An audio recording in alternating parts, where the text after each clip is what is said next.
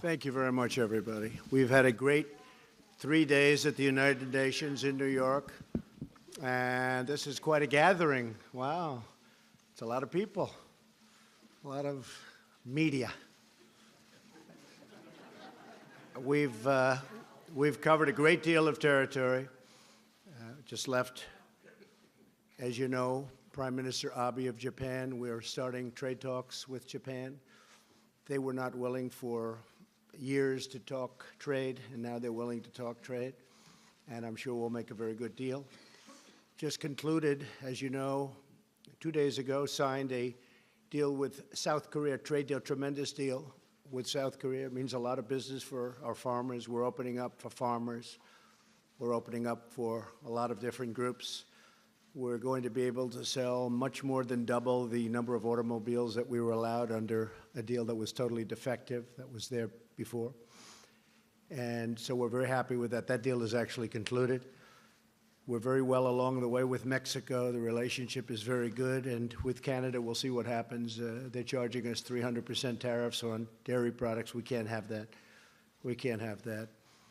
With China, as you know, we put out an announcement today. They would like to see me lose an election because they've never been challenged like this. But I want to open up China to our farmers and to our industrialists and our companies. And China is not open, but we're open to them. They charge us 25, 35, 55% for things, and we charge them nothing in terms of coming into the country. Cars, they're at 25%, and we're at 2% and 2.5%, and don't even collect it, but we collect it now. So we're doing very well in our situation with China on trade. I have a great relationship with the president of China, President Xi, but it's got to be a two-way street. It, for 25 years and longer, was not. And trillions of dollars was taken out of the United States for the benefit of China. We just can't have that. We have to make it fair. So we're at $250 billion now at 25% interest, and a lot of money is coming into our coffers. And it's had no impact on our, absolutely, by the way, no impact on our economy, which I said it wouldn't. In fact, steel is like the hottest industry there is. If you look at what happened with steel, we're charging a 25% tariff for the dumpers. They dump massive amounts of steel. They want to put the steel companies out of business, and after they're out of business, they'll come in and charge 5 times more than you ever thought possible. And we need steel, and we need aluminum, and those industries are doing well, but steel is incredible. U.S. Steel is opening up a minimum of 8 plants. Nucor is opening up plants, and these are big plants, $750 million and $1 billion plants in some cases. So what's happening with the steel industry is very exciting to me. It's being rebuilt overnight. If you look at the miners and coal, if you look at energy, LNG, Japan just gave us some numbers that are incredible. They're doubling the amount that they're going to be buying for Japan. They're taking the LNG and they're doubling it up. I said, you have to do me a favor. We don't want these big deficits. You're going to have to buy more. They're buying massive amounts of equipment and military equipment, and other countries are doing the same thing because we have trade imbalances with almost everybody. It's a rare exception that we don't. So we are doing great as a country. Unfortunately, they just raised interest rates a little bit because we are doing so well. I'm not happy about that because I know it's going to be a question. I am not happy about that. I'd rather pay down debt or do other things, create more jobs. So I'm worried about the fact that they seem to like raising interest rates. We can do other things with the money. But they raised them. And they're raising them because we're doing so well. You know, we're doing much better than I had projected in terms of when I was campaigning. I said we were going to do this, and we're doing much better than anybody ever thought possible. And I will say if others got in, it would have been just the opposite because they were going to put restrictions on, they were going to put regulations on, they were going to choke the economy as it was already choking, but it would have been worse, and they were going to raise your taxes. That's what they want to do now if they ever got control which I don't think they'll have control for a long time. So with that being said, we'll take some questions, and yes, please. John, go ahead. We have plenty of time. Mr. President, thank you very much.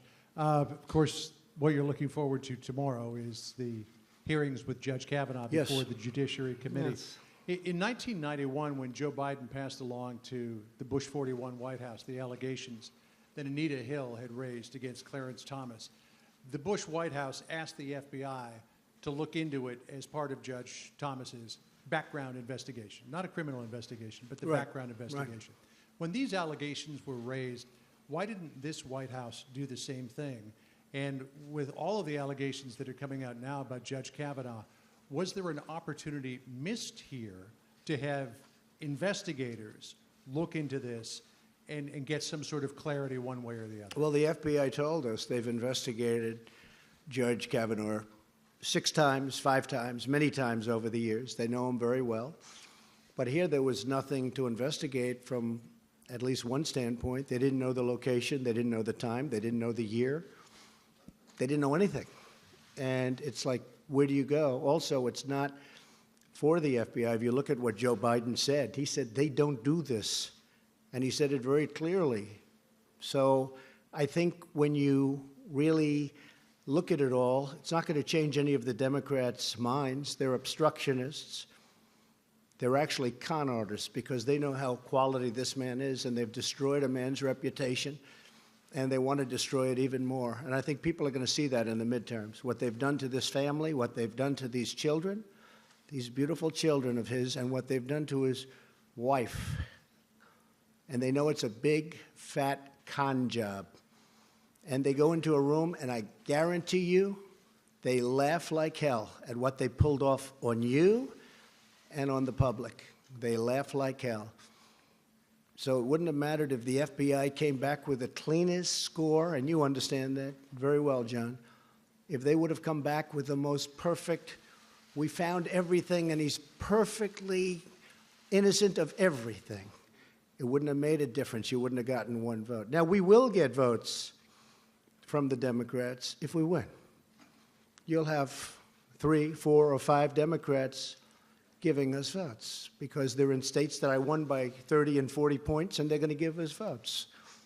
But other than that, you probably won't get any, John. Yes, go ahead, please. Mr. President, there are now 3 women accusing Judge Kavanaugh of sexual misconduct. Are you saying that all 3 of those women are liars? Is there anything that could be said at this hearing tomorrow that could cause you to withdraw the nomination? Anything at all that... I won't get into that game. I only tell you this. This is one of the highest quality people that I've ever met. And everybody that knows him says the same thing. And these are all false to me. These are false accusations in certain cases, and certain cases, even the media agrees with that. I can only say that what they've done to this man is incredible. You know, it's very interesting. I pick a lot of judges. I have 145 judges I will be picking by the end of a fairly short period of time because President Obama wasn't big on picking judges. When I got there, I said, how is this possible?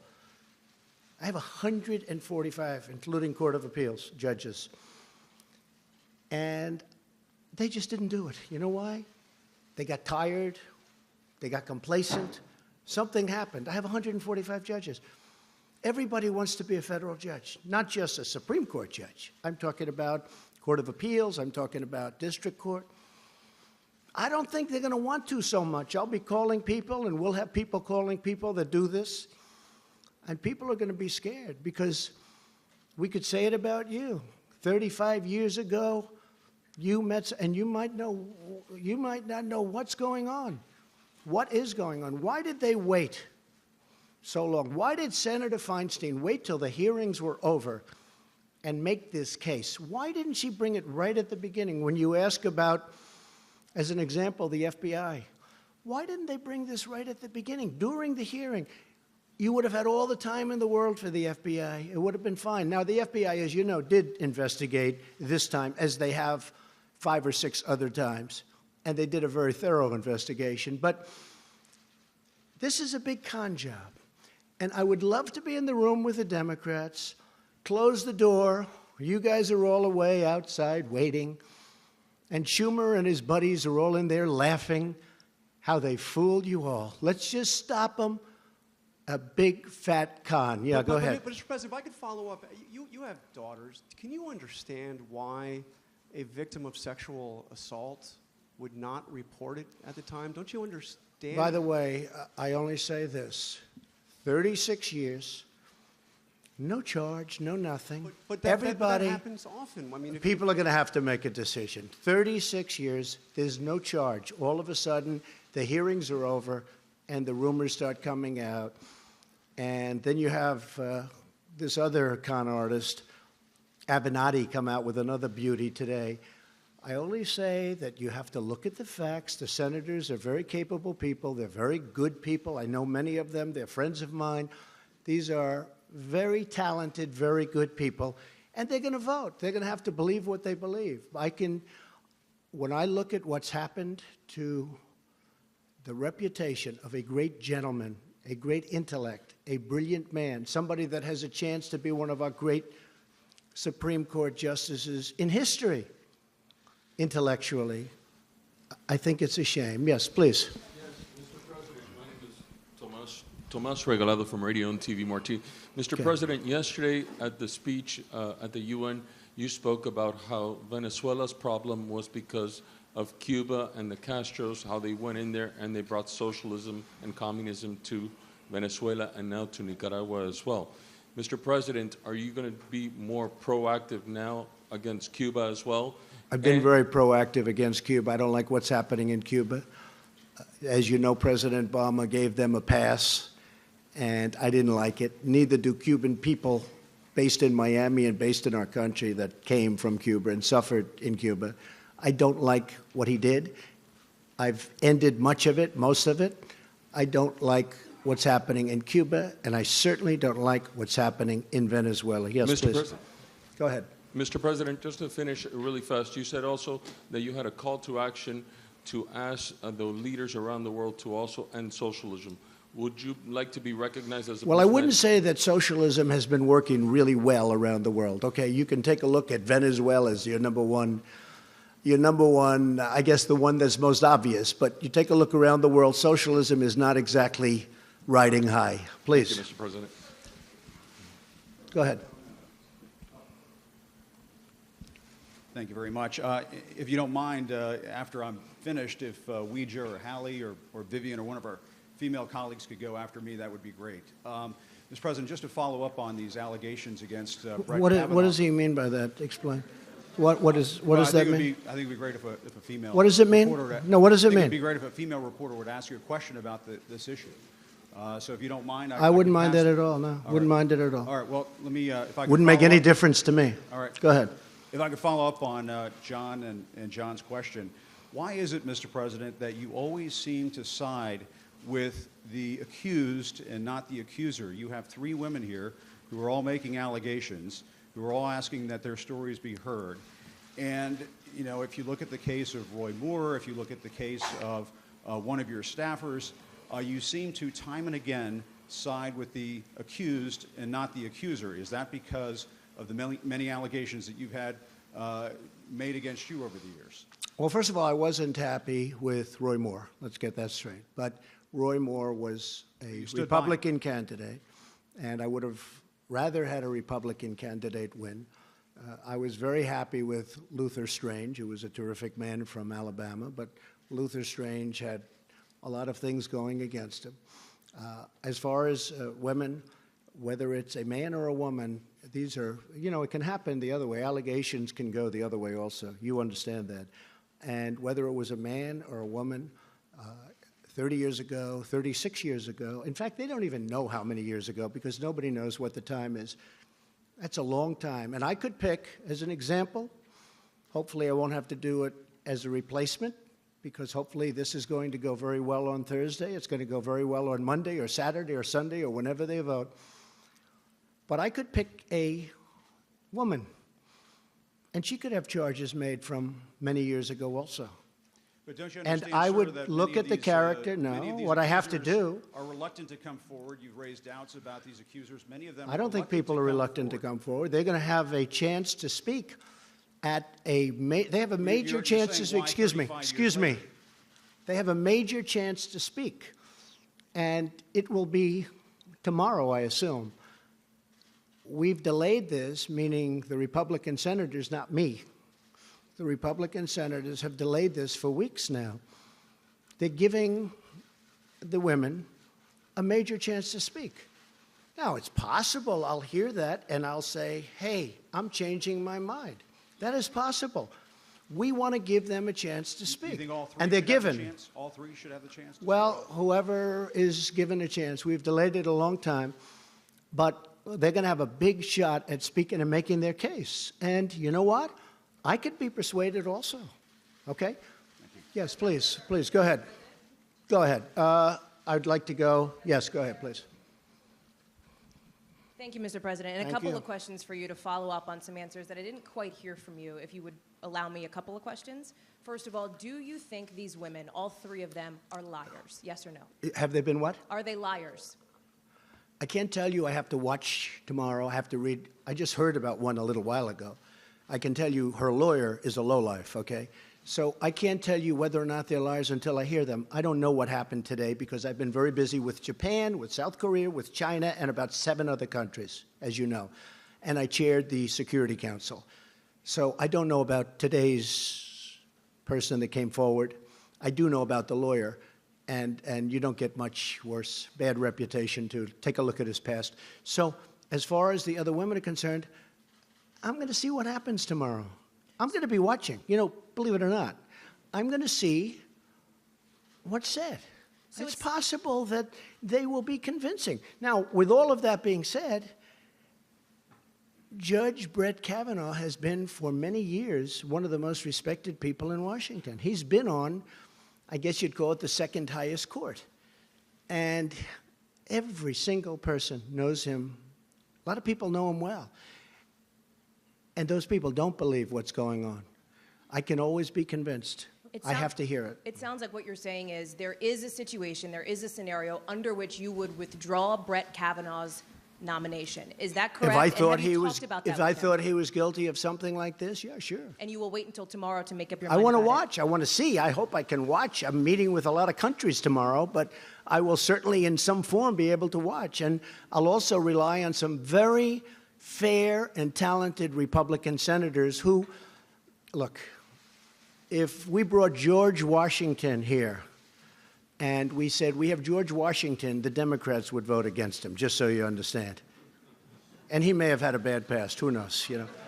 He may have had some, I think, accusations made. Didn't he have a couple of things in his past?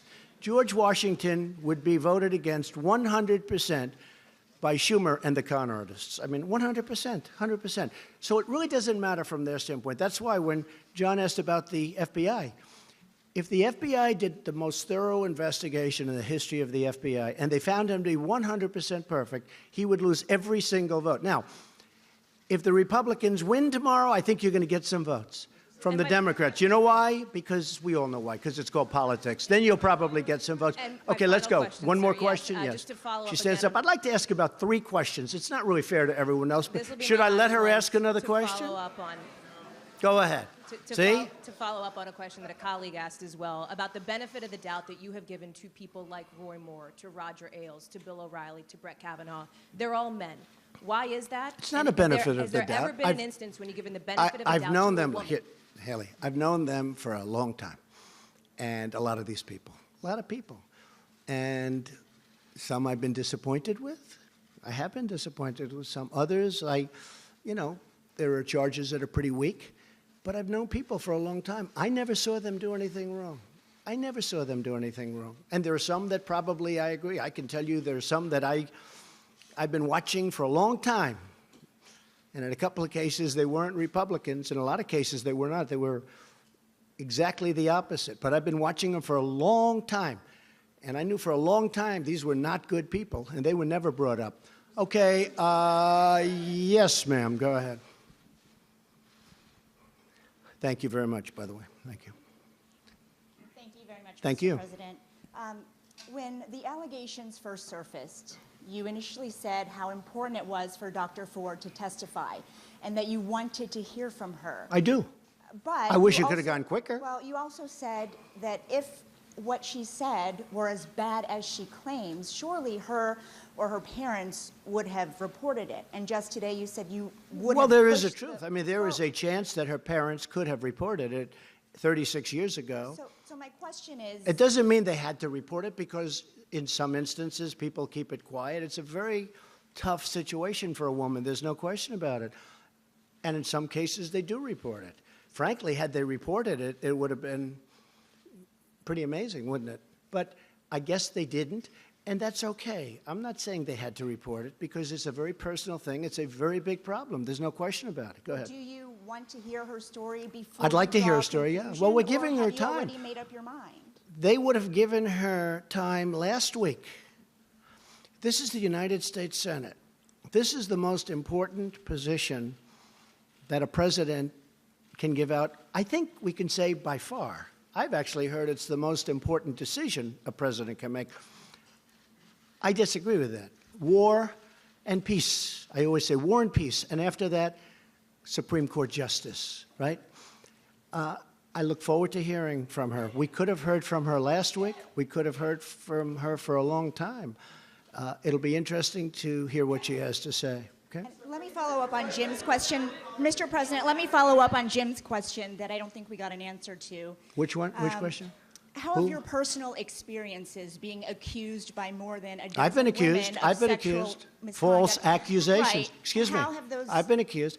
And I was accused by, I believe it was 4 women. You can check with Sean Hannity. You can check with Fox because they covered it very strongly. And Who how got have paid? those Excuse me. shaped- Excuse me. I was accused by 4 or 5 women who got paid a lot of money to make up stories about me. We caught them, and the mainstream media refused to put it on television. They refused to even write about it. There were 4 women, and maybe more. I think the number is 4 or 5. But one had a mortgage paid off her house, $52,000. Another one had other things happen. And the one that reported it, I believe, was offered $750,000 to say bad things about me. And she is the one that reported it. This woman is incredible. She reported it instead of taking the money. So I've had numerous accusations about me. Right. They made false statements about me, knowing they were false. I never met them. I never met these people. And what did they do? What did they do? They took money in order to say bad things. I've had stories written in the New York Times front page about 4 women, the whole top center front page of the New York Times. I think it was 4 big pictures. I said, wow, that's a big thing. What's that? These were women that were quoted saying bad things about me. Not the worst things about me, but bad things. And I said, gee, that's too bad. I knew them a long time ago, 15 years ago, 20 years ago. I said, that's too bad. I'm surprised at them. And then all of a sudden I see them on television, nothing to do with me. The next day or day later, they were incensed. They said, Donald Trump is a nice guy. We never said this. The New York Times did false reporting. They're fake news. And you know what? The New York Times would not report that their story was fake. These women said great things. Not only did they not say the bad stuff, they said great things about me. Front page. And those women, they're incredible women. They went on television, and they didn't want to, and I didn't ask them. And they said the New York Times made it up.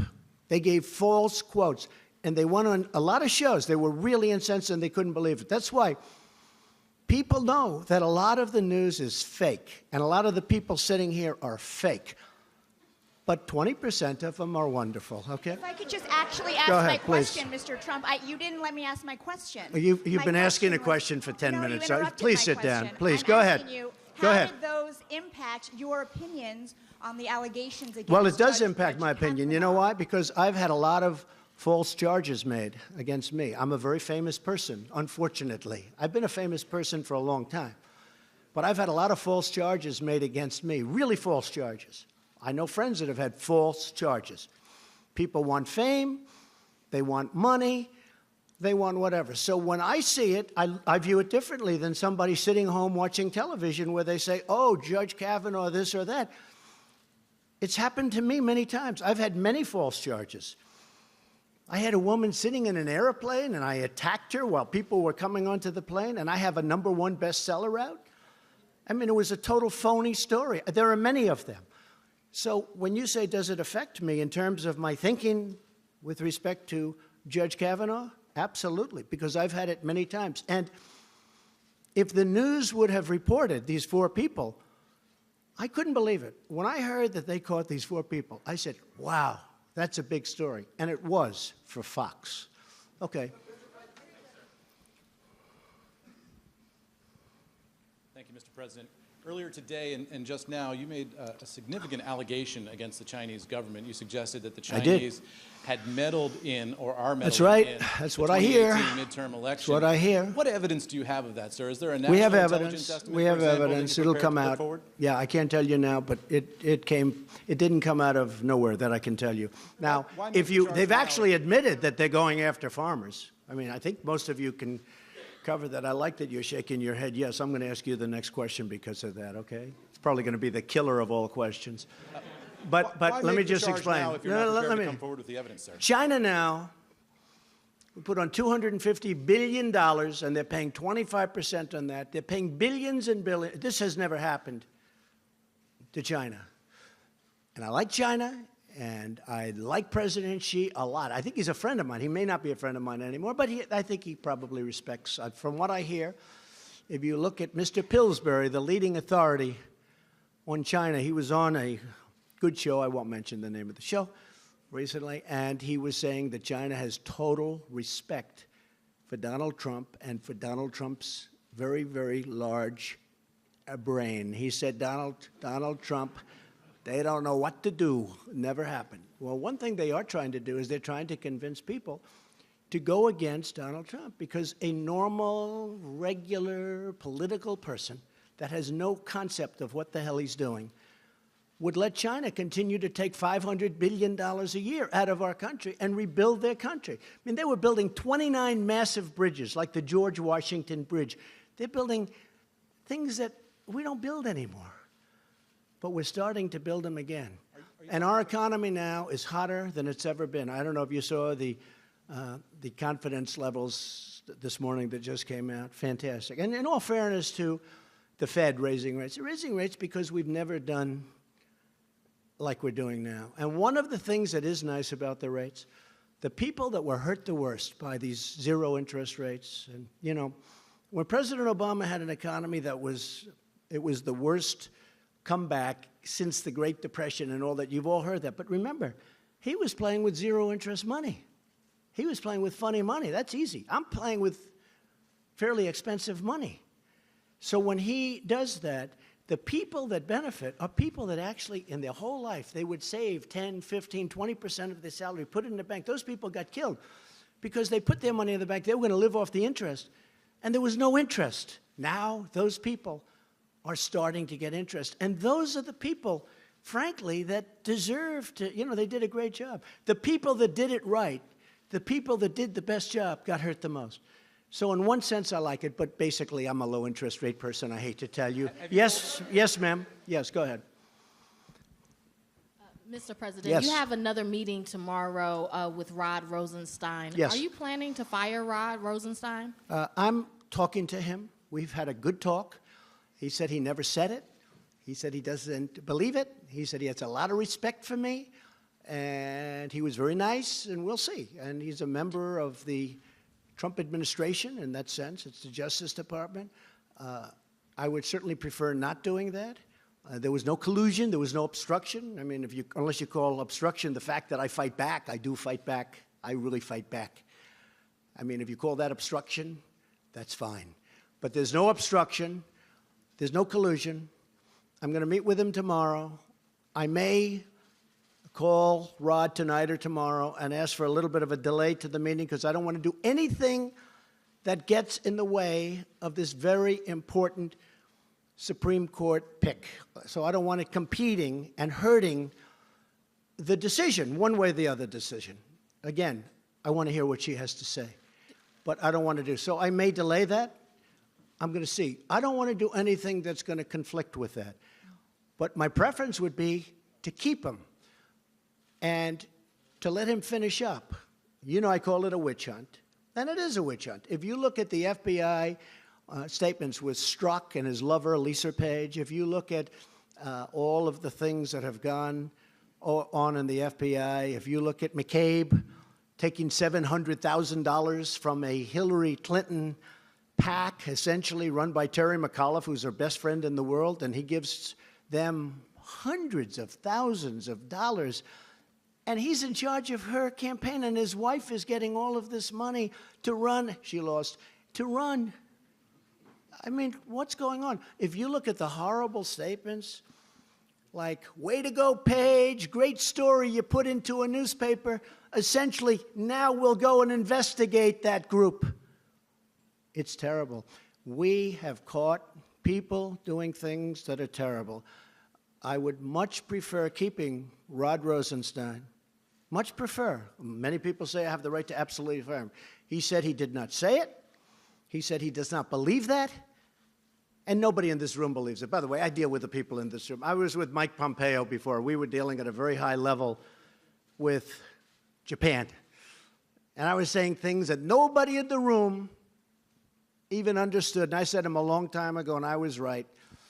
He said, that's not the 25th Amendment that I'm looking at. I think I can say that from Mike.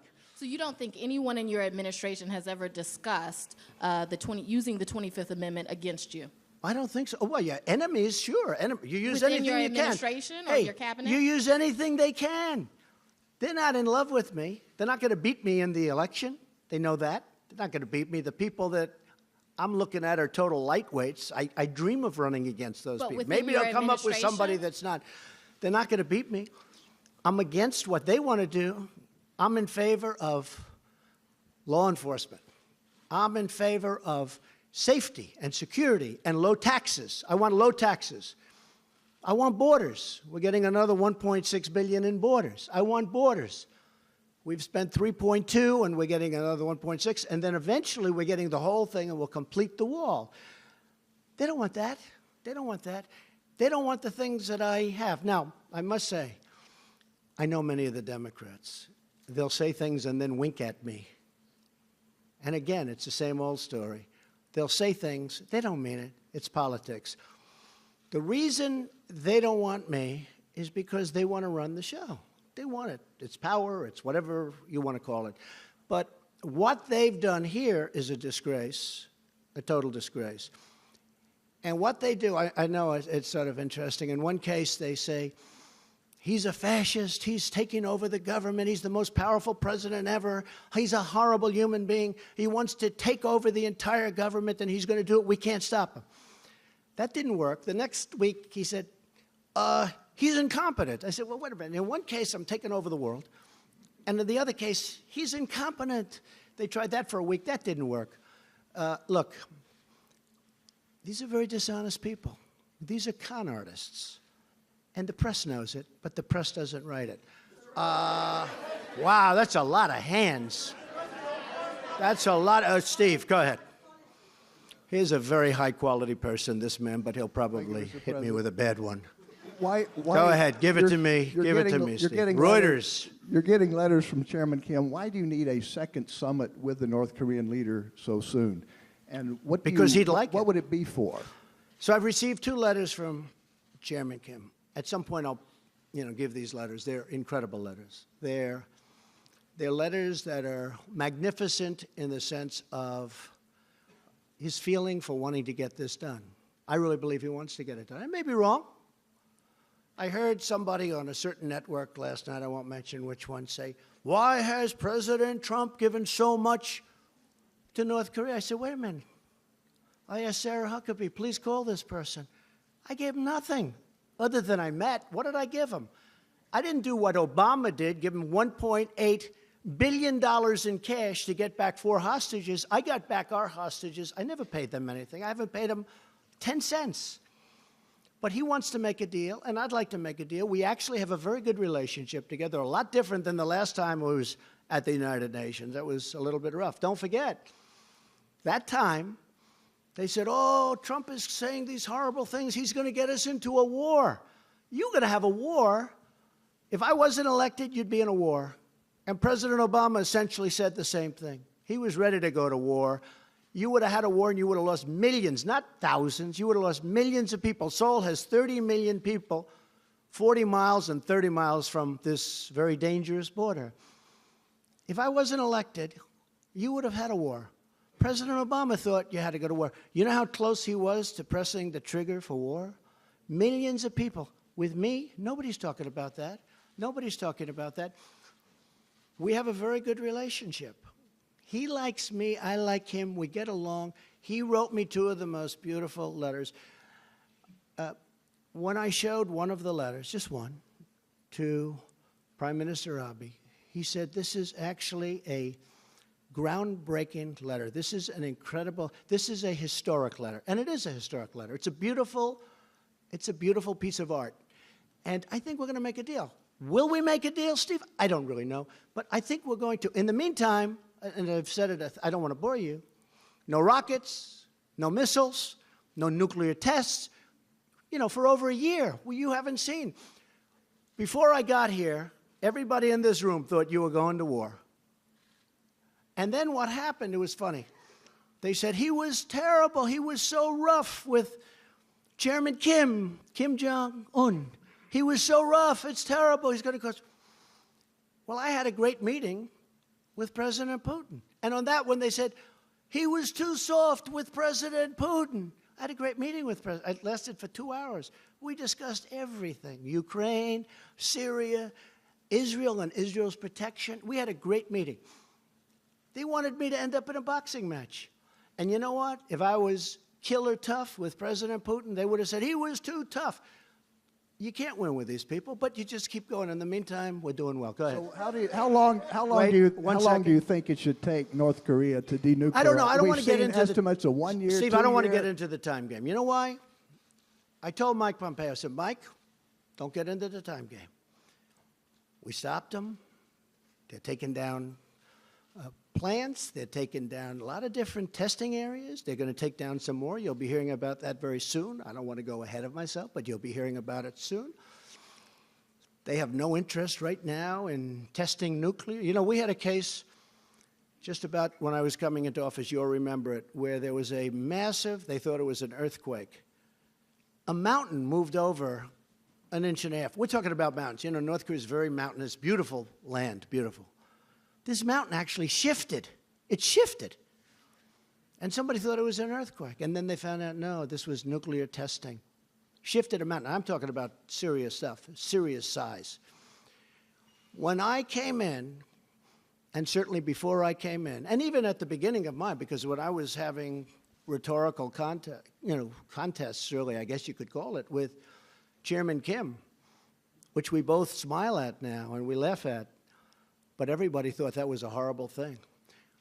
We've had many presidents who were unable to do anything at all with North Korea. We now have a good relationship. We have a good relationship. And most importantly, all of the things that you've been hearing about, the horror stories, in my opinion, they're gone. Now, could they start up again? Yes. I'm a deal guy. Could they start? Yeah. Could be that we don't work it out. I think, I have it right here. I think that what we've done behind the scenes, which nobody really knows about, and I don't blame you for not knowing about, personal letters, private letters, but saying they want to get it done. We know much more than the media for a change, much more. But if you saw what's going on behind the scenes, I think you'd be very impressed. We were a country going to war.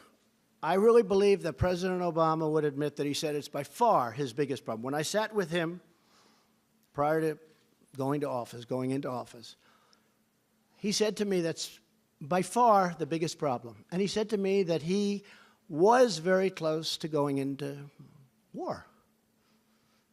And millions of people, not, they say, oh, thousands of people. No, not thousands. Millions of people would have been killed. And that could have left, you're right next to China, you're right. That could have been a world war very easily. Right now, we're in a great position. I don't want to play the time game. I told Mike Pompeo, don't let them do that to you. I haven't given anything. And all of a sudden, we got back, it was a few weeks ago. I think we were back like 2.5 months from the summit, which was a great success. And people are screaming, what's taking so long? I said, oh, I get it. You got to understand the media. I've been dealing with the media all my life, too much. Too much. They're screaming, and I saw that. And our guys were, and not Mike, but our guys were being, oh, well, we're working as fast. I said, I got all the time in the world. I don't have to rush it. There's no, cessation of sanctions. We got the sanctions on. I didn't take any sanctions off. I did see a reporter last night, a guy I liked personally a lot. And he asked a question to President Moon of South Korea. He said, why did the president give so much? I didn't give anything. I gave nothing. What have I given? Other than some time. Yes, I flew to Singapore. We had a meeting. Now, giving would be if I took the sanctions off. I didn't want to do, if you asked General Mattis for 1.5 years, I said, why don't we stop these ridiculous, in my opinion, the military games. I call them the military games. If I told you how much those games cost, and frankly, I told South Korea, you should be paying for these games. We pay for them. They say, well, we fly the planes in from a short distance away. I said, where is that? Guam. Oh, huh. How long a trip is that? 7 hours. Oh, great. We're flying these massive bombers and everything. I've wanted to stop this for a long time. I consider that an asset. But we're saving, by the way, just for the taxpayer, we're saving a fortune. And if we need them, we can start them up immediately. If I think we need them, I'll start them before the generals will start them. The fact is, this reporter said that. I said, what have we done? I haven't given anything. And we're really onto the cusp. I think we're really going to do something that's going to be very important. But we're not playing the time game. If it takes 2 years, 3 years, or 5 months, doesn't matter. There's no nuclear testing, and there's no testing of rockets. Yes, ma'am, go ahead. Go ahead, please. This is the one that was nodding with every nice thing I said. So watch this question. It's a habit of mine. Hannah Thomas-Peter from Sky You're with News. who? Hannah Thomas-Peter from Sky News. Okay, good. Sky News. Thank you, Mr. President. Congratulations on the purchase. Nothing to do with me. I hope you benefited. Go ahead. Are you at all concerned at the message that has been being sent to the women who are watching this when you use language like con job in relation to allegations I've used of much sexual worse assault? language in my life than con job. That's like probably the nicest phrase I've ever used. I mean, con job. It is. It's a con job. You know, confidence. It's a confidence job, but they show. It's a con job by the Democrats. They know it. What about the message that's being They sent did the to same women thing who with are the watching? Russia investigation. They tried to convince people that I had something to do with Russia. There was no collusion. Think of it. I'm in Wisconsin. I'm in Michigan. I say, gee, we're not doing well. I won both those states. We're not doing well. Let me call the Russians to help. Does anybody really believe that? It's a con job. And I watch these guys, little Adam Schiff and all of the guys. He takes a call from a Russian who turned out to be a faker. You know, he was a comedian or something. This is so-and-so calling for... He took the call. Why is he taking a call from a Russian? Senator Warner took a call from a Russian. He was a comedian or something, but he said, we have pictures of President Trump. Whoa, where can I get them? If we ever did that, it would be like a big deal. Yeah, it's a con job, and it's not a bad term. It's not a bad term at all. Are you worried? I'll tell you one thing I can say.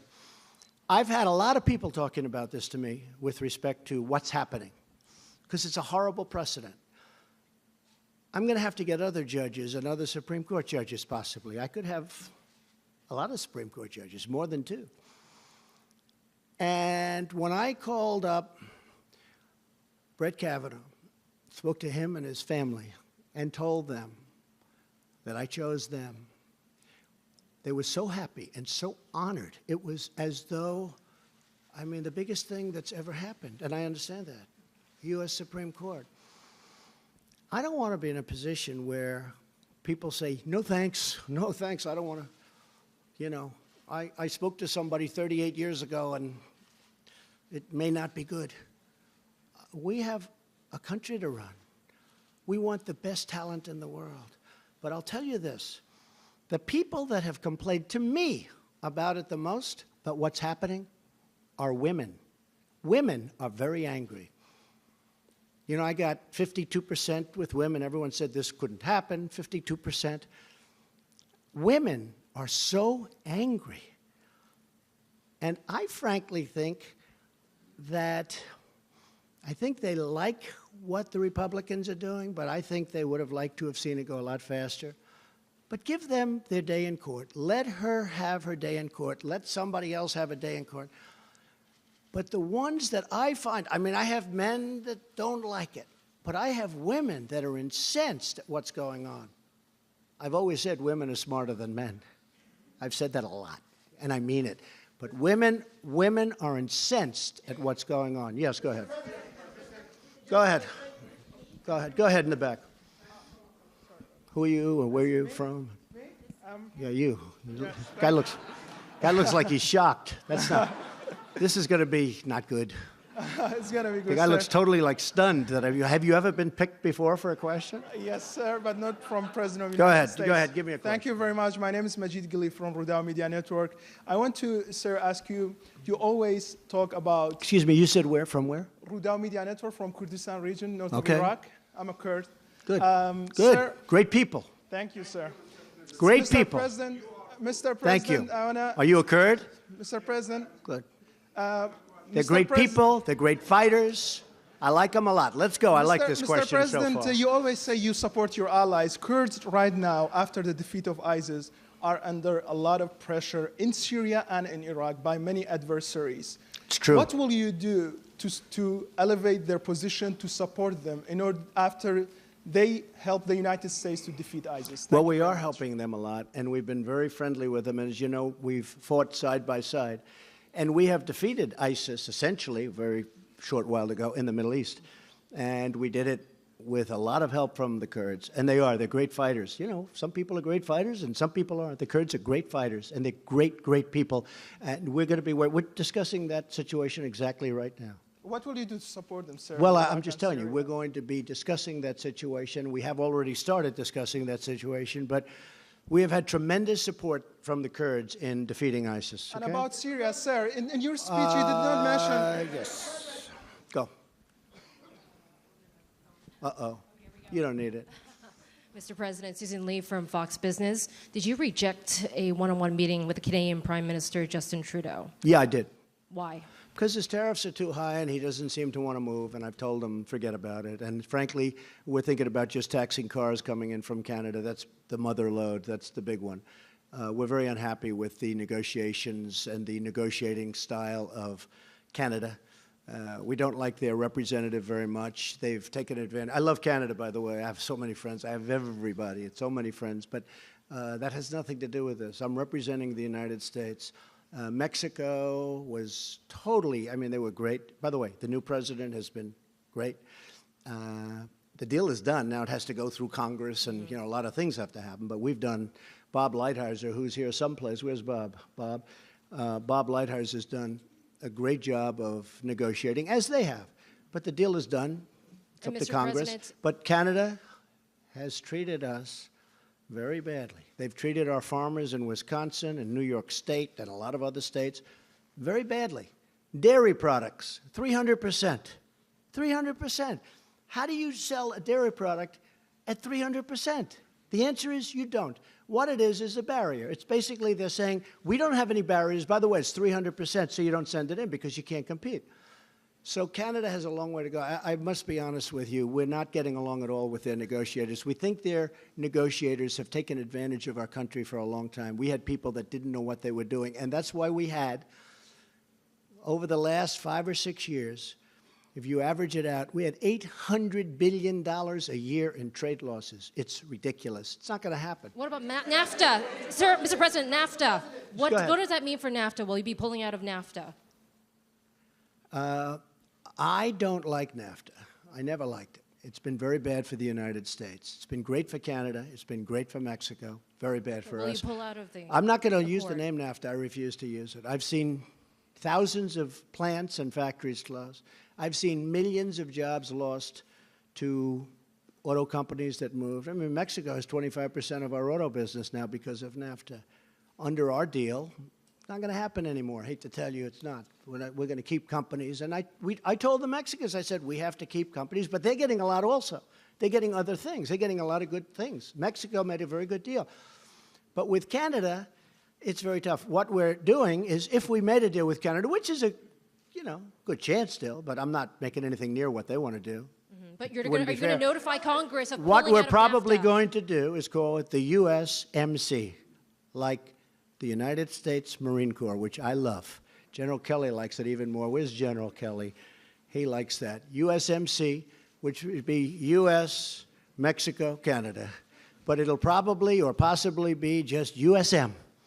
It'll be United States and Mexico. Yes or no? Are you Canada gonna- will come along. Now, if Canada doesn't make a deal with us, we're going to make a much better deal. We're going to tax the cars that come in. We will put billions and billions of dollars into our treasury. And frankly, we'll be very happy because it's actually more money than you can make under any circumstance with making a deal. Okay? Good job, too. You do a very good job. Really good. Yes, please, Mr. Kurd. Go ahead. Thank you very much for your time, Mr. President. Two quickly questions. What will be the USA relations with the Kurds? Oh, I thought I just answered that. Post-ISIS. And Okay, we're trying to get along very well. We do get along great with the Kurds. We're trying to help them a lot. Don't forget, that's their territory. We have to help them. I want to help them. Go ahead. What's next? They fought with us. They fought with us. They died with us. They died. We lost tens of thousands of Kurds died fighting ISIS. They died for us and with us and for themselves.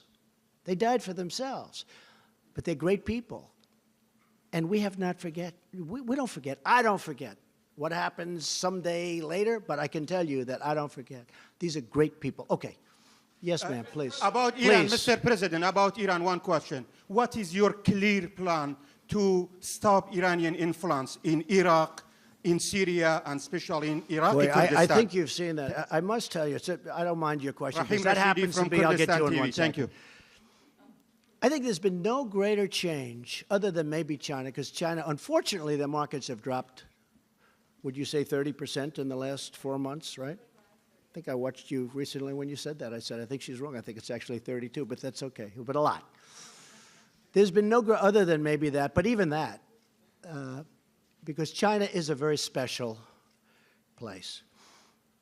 And Iran is a very special place. But I think there's been no country that's changed so much as Iran.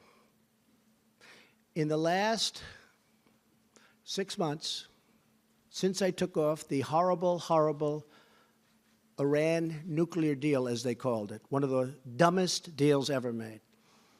As an example, why didn't they take care of Yemen in the deal? Why didn't they take care of Syria in the deal? You know what Kerry said the reason? It was too complicated. We're given $150 billion. We paid $1.8 billion in cash. Cash. This whole room would be filled up with $100 bills. And you'd need probably 5 rooms like this. We gave $1.8 billion in cash. Why didn't we take care of Yemen? Why didn't we take care of Syria and other? And he said, because it was too complicated. Well, you just gave all your cards. You gave them $150 billion. And now Yemen's a mess, but it's getting better. And Syria is a mess. And I was responsible, and I hope it stays that way, when I put out on social media a few weeks ago about Idlib province. I said, don't do it. I'll tell you, it happened where I was at a meeting with a lot of supporters, and a woman stood up and she said, there's a province in Syria with 3 million people. Right now, the Iranians, the Russians, and the Syrians are surrounding that province, and they're going to kill my sister, and they're going to kill millions of people in order to get rid of 25,000 or 35,000 terrorists or enemies of theirs, but I think we can call them terrorists. And I said, that's not going to happen. I didn't hear of Idlib province. And I came back to New York, and I picked up the failing New York Times. I hate to admit it was the New York Times, but it was the failing New York Times. And I opened it up, not on the front page, but there was a very big story. I said, wow, that's the same story that the woman told me that I found hard to believe, because how would anyone do that with 3 million people? And it said that they were being surrounded and they were going in and starting literally the next day, they were going to drop bombs all over the place and perhaps kill millions of people in order to get 35,000 terrorists. And I put out on social media and elsewhere, I gave Mike Pompeo, John Bolton, everybody these orders. Don't let it happen. I said, don't let it happen. That doesn't mean they can't be selective. They can't be, go in and they've got to do what they've got to do with terrorists, assume they're terrorists, but don't kill millions of people. And it stopped. You saw that. Nobody's going to give me credit, but that's okay. That's okay, because the people know. I have had more Syrians thank me for that. This was about 4 weeks ago I put that out. I said, they're surrounding a city of 3 million people. They're going to start bombing the city. Don't let it happen. And I meant it, too. I meant it. And millions of people have been saved. And I gave today great credit to Iran. I don't know if you heard that. I gave great credit to Iran, to Russia, and to Syria for not doing it. Now I hope it's going to be surgical, meaning go in and do, it's lengthy and everything else, and they possibly have to do it. But I think millions of people would have been killed, and that would have been a shame. And hopefully, and I have to tell you, Turkey has been a big help. Turkey has been great. Turkey's helped us very much with that whole situation. Yes, yes.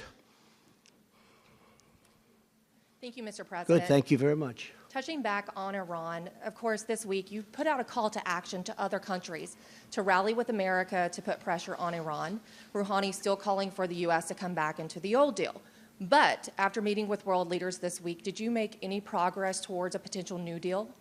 It doesn't matter what world leaders think on Iran. Iran's going to come back to me and they're going to make a good deal. I think. Maybe not. Deals. You never know. But they're suffering greatly. They're having riots in every city, far greater than they were during the Green period with President Obama. Far greater. When President Obama stuck up for government, not the people, he probably would have had a much different Iran had he not done that. But I'm sticking up for the people. I am with the people of Iran. But here's the thing. They have rampant inflation. Their money is worthless. Everything is going wrong. They have riots in the street. You can't buy bread. You can't do anything. It's a disaster. At some point, I think they're going to want to come back and they're going to say, hey, can we do something? And I'm very simple. I just don't want them to have nuclear weapons. That's all. Is that too much to ask? I don't want them to have nuclear weapons. I want them to have a great economy. I want them to sell so much oil so that the oil prices, I'm not happy with OPEC. I told them, I'm not happy with OPEC. We take care of all these people. We defend them. They wouldn't be there for 2 weeks if it wasn't for me and the United States and our much stronger armed forces than it was, because our armed forces was depleted. We had old equipment. Now we have, hey, you know better than anybody, $700 billion and $716 billion. We have the most incredible new jets and everything. We need it. Not that I want to spend it, although it is jobs. It's all made in the United States. But Iran has to come back, and they have to talk. And I'm not doing this from strength or weakness. I'm just saying at some point I think they're going to have to come back. If you look at what's going on, companies are leaving left and right. Mercedes-Benz just left. They're all leaving. They don't want to be in Iran because they have a choice. Do they want to be with Iran or do they want to be with us? And we picked up $10 trillion since my election. We were being caught by China. Now it's going the other way. People can't believe it. People have never seen this situation with China. Everything's always been for 20 years, oh, China's so great. China's so great. You don't hear that so much anymore. I love China. I think they're great. But you don't hear that so much anymore. You know who's great now? We're great now. Okay, how about just a couple of more? Now, I could be doing this all day long. I could be doing this all day long. Should we continue for a little while? It doesn't matter to me. A couple of more? I don't care. New York Times. Come on, New York Times. The failing New York Times. Stand up. Go ahead. No, I'm talking about the Times is failing. You are far from failing. Go ahead. Okay, but you're not. You were pointing to me, so you meant me. The but Times, very interesting though. The Times, I think they're going to endorse me. Yeah. I think that ABC, well, Fox, I like Fox, I really do. Just But be I think sure. ABC, CBS, NBC, The Times, they're all going to endorse me because if they don't, they're going out of business. Can you imagine if you didn't have me? Go ahead. What would you like to Just say? be sure. I know you were pointing to me, but I work for PBS News. I know now. that. No, I know that. Okay. I know. So I want to ask you. Yesterday, you were talking about your administration's accomplishments at the United Nations, and a lot of the leaders laughed. Why do you think they were? Well, that's laughing? fake news. And what was that experience Yeah, like? it's fake news. And it was covered that way. Okay. So I said that since my election, our economy has become the hottest in the world. Tax reductions, regulations, confidence levels are the highest in 18 years, really soon to be historic. Unemployment is the lowest in the history of our country. You look at black unemployment, you look at Asian unemployment, you look at women 65 years. The unemployment numbers are among the best we've ever had, ever. The numbers of new companies pouring into our country, which nobody thought was possible. And I said this, and I was in front of a large group of highly professional people, most of whom are from either other countries or the United Nations, people that aren't big into clapping, applauding, smiling. And I heard a little rustle. As I said, our country is now stronger than ever before. It's true. I mean, it is true. And I heard a little rustle, and I said, it's true. And I heard smiles, and I said, oh, I didn't know there'd be that guy. They weren't laughing at me. They were laughing with me. We had fun. That was not laughing at me. So the fake news said people laughed at President Trump. They didn't laugh at me. People had a good time with me. We were doing it together. We had a good time. They respect what I've done. The United States is respected again. The United States was not respected. Everybody was taking advantage of us, from jobs and taking our companies and not paying the price to so many other things, even military protection. I told a number of countries over the last few days, I said, listen, you're a very rich country. We protect you. Without our protection, you would have real problems. You would have real problems. I said, you should reimburse us for this protection. Why are we protecting you? And do you want to know what they said? After about 2 minutes of talking, they agreed with me. And you can ask this group of very talented people. They agreed with me. But they said, one of them said, but Mr. President, nobody ever asked us for that. They never asked us for that. Nobody's ever said you should pay. These are really wealthy countries. I mean, I'll be honest, I just asked Japan. I said, we're defending you. You're a very wealthy country. You're sending us millions of cars. You're making a fortune. We have a tremendous trade deficit with you. And we're defending you, and we're subsidizing your military with a massive amount of money. I said it to South Korea. We have 32,000 soldiers in South Korea. They're very wealthy. These are great countries. These are very wealthy countries. I said, why aren't you reimbursing us for our costs? And you know what? They look at me, and they can't even answer it, because there's no answer. If they're a poor country and they needed protection and people were going to die, I'm all for protecting them. I don't want 10 cents. But when wealthy countries that have massive trade surpluses with us, massive, and then on top of that, we're paying for their military, or we're paying for a lot of their military, that doesn't work. How about 2 more and we'll call it? Mr. President, really quickly, and Mr. President, you said you feel a kinship. You said you feel a kinship with Brett Kavanaugh, and Mr. President, really quickly, you said you felt a kinship with Brett Kavanaugh. You said that you also, your false allegations that you feel like were made against you make you feel like you don't want to believe these women. What message do you think No, I didn't say that. Why do you say so that? Please Fake news. Why did I say that? Well, can you please explain then what Excuse you me. were talking about in your And by own the way, I false think you do a very allegations? good job, but I didn't say that. I do watch you, and I think you do a very good job, but I didn't say that. So could you explain I what you said, meant? exactly, I look forward to watching her. I do want to hear what she says. And maybe she'll say, I could be convinced of anything. Maybe she'll say something. But in the meantime, I have to tell you, he's one of the highest quality human beings. He's a tremendous man. He's a tremendous genius. He's a great intellect. He was, I believe, #1 at Yale. Is that a correct statement? #1 in his class at Yale. He was a great student in law. He was, you know, I've heard his name. I didn't know him. Didn't know him until this whole thing. I didn't know him. But I heard his name for 10 years. And you know how I heard his name? Everybody was saying he should be on the Supreme Court. I said, who is he? His name is Brett Kavanaugh. And he should be. He's the most brilliant person. He's the most brilliant lawyer. They were talking about him on the Supreme Court 10 years ago. With all of that, I want to hear what she has to say. But you said that you don't feel, but you said that you feel like there have been numerous false allegations against you, and that because I've of that, had many you false. understand what he I've was had going many through. false statements against me, and if the press would have reported, I would have been very happy. I think John Roberts would tell you that you covered the story where the women were paid to say bad things about me. Sean Hannity covered it. I will tell you, when I saw that on Sean Hannity, I actually called him. Believe it or not, I don't speak to him very much, but I respect him. I called him. I said, this is the biggest story. This is a big, big story. He agreed with me. The next day I picked up the papers. There wasn't one word about it. The next day I watched ABC News, John. I watched NBC. I watched CBS. I didn't watch CNN, but next time I'm going to. And are you okay with? I watched everything. There wasn't one story other than Fox. And it's a big story. It's a shame. Okay, enough. And is it Thank okay you, if I Doc. give it Thank to the you. New York Thank you. Times? Is it okay if I give it to the New York Times, Mr. Go ahead. President? That's enough, please. Good job. Good job. Mr. President, could I ask a question since I am from the New York Mr. Times President. before this gentleman? Because Since you're where? Since you're where? I'm actually from the New York Times. Yamiche is my former colleague, and we miss her. But I was hoping I could don't ask blame a you, question. but I'll let you do it after he does. Is that okay? That's I will perfectly do that. well. In honor of a paper I once loved. Thank you. Go ahead. Mr. President, my name is Edward Zoll with True News. Today you met with Bibi Netanyahu from Israel, and you brought up actually that you support a two-state solution for the Palestinian-Israeli crisis there.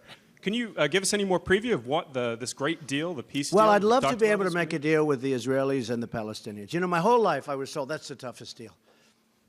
And I disagree. I think health care is probably tougher, okay? You want to know the truth.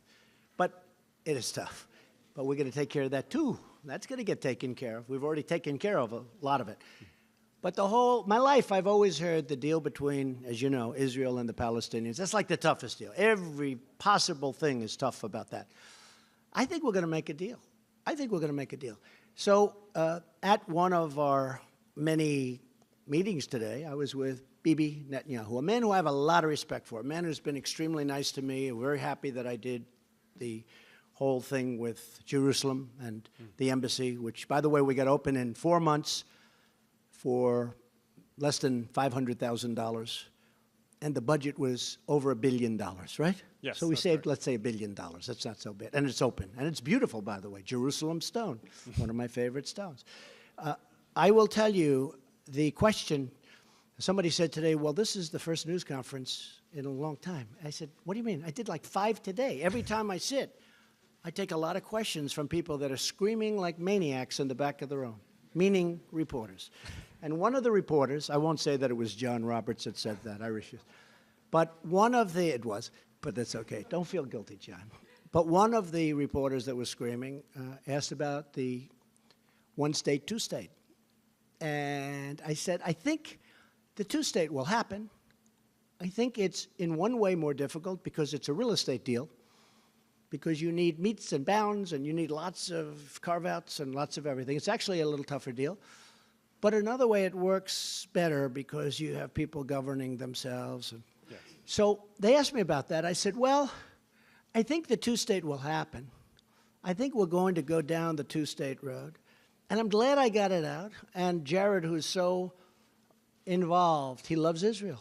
He loves Israel. But he's also going to be very fair with the Palestinians. He understands it takes two people to be happy, two groups of people to be happy. Everybody's got to be happy. And that's why it's so tough, because there's been so much hatred and anger for so many years. That's what probably the #1 ingredient of toughness is.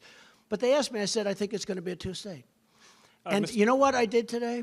By saying that, I put it out there. And if you ask most of the people in Israel, they agree with that. But nobody wanted to say it. It's a big thing to put it out. It's a very big thing to put it out. Now, the bottom line, if the Israelis and the Palestinians want one state, that's okay with me. If they want two states, that's okay with me. I'm happy if they're happy. I'm a facilitator. I want to see if I can get a deal done so that people don't get killed anymore. When we had in Saudi Arabia, we had one of the great conferences in history. Many of you were there, probably all of you were there. It was one of the most beautiful 2 days. That and China, two of the most incredible events I've ever seen. I've never seen anything like it. And we had, I believe, 58 Muslim countries, the leaders, the kings, the emirs, the absolute leaders from every, there was nobody in second place. They were the leaders of the whole thing. And unbeknownst to anybody else, people would come up to me individually. It wasn't a setup. They'd come up to me and say, "Sir, you can't have peace in the Middle East without peace between the Israelis and the Palestinians." I said, "Why? What difference? Why does that matter so much?" They said, "It just is impossible to make peace in the Middle East unless you have between the Israelis." So I heard that from one, the king of Saudi Arabia, who's a great guy, King Solomon. And then somebody else came up. And he wasn't told, "Oh, go up and say it." I know where they're coming from. And I must have had 12 leaders say it, and they just said it. And I started to realize that peace between Israel and the Palestinians for the Middle East is a very important thing, and we're trying very hard to get it. I think probably two-state is more likely, but you know what? If they do a single, if they do a double, I'm okay with it if they're both happy. If they're both happy, I'm okay with either. I think the two-state is more likely. Okay, how about one? Go ahead. New York Times? New York Times? Okay. Thank you, sir. I would have gotten a bad story in the New York Times, but I will anyway, so I guess it doesn't matter. Okay, we'll do you after that, and then we'll call it quits. We're kind of thriving, not failing these days. You're doing very well. Yeah. Say thank you, Mr. Trump. I think I'll stop short of that. I wonder how you do. You know, all my life I've had very few stories, but I've had some on the front page of the New York Times. Now I think I average about 3 or 4 a day, right? That is and true. of the 3 or 4, they're all negative. No matter what I do, they're negative. But you know what? That's okay. I still love the paper. Go ahead. I wanted to come back to China because I think what Yes. you announced today was really important. I agree. You talk about this friendship you have with Xi Jinping, and yet essentially what you did today is accused his government That's right. of interfering in our internal affairs, That's right. subverting our democratic process, and doing it to hurt you, the Republican Party. Doing it to help and, them. And your You know what? backers. Yeah, doing it to help So them. how can a guy who does that be your friend? I think that we are able to, and maybe he's not anymore. I'll be honest with you. I think we had a very good friendship. I think we had a very good relationship. We understand each other. They are doing studies on Donald Trump. They're trying to figure it all out because this has never happened to them before. It's never happened. Think of it. You've covered very well. You've never seen this happen. They're having big problems. I don't want them to have problems, but they got to make a fair deal, just like Canada's got to make a fair deal. I believe that he and I have a very good chemistry together. And I can tell you that about many leaders. I can also tell you a few where I don't feel I'll ever have a chemistry with them. I don't want to have a chemistry with them. And for those people, I'll have Pompeo, Nikki, Bolton, Jared. I can go our general, I'll have our general, or if they can't do it, I'll have Sarah Huckabee do it, right? But for the most part, I have very good with Prime Minister Abiy. Very good with President Moon. By the way, what President Moon said last night, I know you won't report it, but Bret Baier interviewed him last night, and he asked him about me. I can't say because you would say I'm too braggadocious, but what he said about me last night was an unbelievable thing. Couldn't have happened without President Trump, and it never would happen without President Trump, and nobody else could do it. You'll take a look. But I will tell you, China is very special, very special. They're incredible people. It's an incredible country. What they've done is unbelievable. And it all started with the WTO. It was a defective deal. And it all started without the WTO. China is not China as we know it today. And then it started also by our people that are standing right in this position, that are in the Oval Office, another way of saying it, allowed them to get away with murder, allowed a lot of countries to get away with murder. I think we still probably have a very good relationship. But you know what? In honor of you, I will tomorrow make a call to him. Say, hey, how you doing? Okay? You don't mind paying billions of dollars a month I just in have tariffs? two small follow-ups. One is, how would you compare the level of interference you see today from the Chinese to what Russia did in 2016? Well, I think it's different. If you look at the Des Moines Register, they have ads that are made to look like editorials saying about, oh, you got to stop Trump, you got to stop him, you got to vote against him. My farmers are so incredible. These are patriots. You know, on a network that doesn't like me very much, which is most of them, but a network that doesn't really treat me very good, they interviewed farmers. And they got hurt because, you know, all of a sudden China stops buying. By the way, they've started buying again. I don't know if you've noticed. And soybeans are going up and things are going up. And we've had very little hurt from what I've done. In fact, the markets have gone up and the farmers are going to do great. But ultimately, they had farmers, and these guys are amazing. I love them. And they voted for me and they love me. And they said, we don't care if we get hurt. He's doing the right thing. And you know, a lot of people, it's a complex game. A lot of people don't know exactly what it is. They don't know how to define tariff. They don't know it is really different than a tax, although it's getting close. But they know that for the first time in many, many years, they have a president that's fighting for them, that's not letting their jobs be taken to other countries, that's not allowing the kind of abuse that I mean, when you look at what happened as an example with NAFTA, and for years, because it was never changed, NAFTA was a defective deal the day it was signed. You know why? Because they had a VAT tax of 17%, and nobody from this country knew that. And by the time they found out, which was about a week later, nobody went and changed it. So you went many years, and they never changed it. There was a VAT tax that Mexico got. So we were 17 or 16 points behind before we even started. NAFTA was a horrible thing. So the farmers, and by the way, the steel workers, you know, I stopped the dumping. The dumping was horrible. And now if they want to dump, that's okay, but they've got to pay the United States of America 25% on everything they dump. That's okay. But as I told you before, steel is doing phenomenally well. But the farmers say, this man's fighting for us. No president has ever fought for us before. And you really have to study what's happened over the 15 years with the farmers. The farmers have been decimated over a 15-year period. They've been decimated.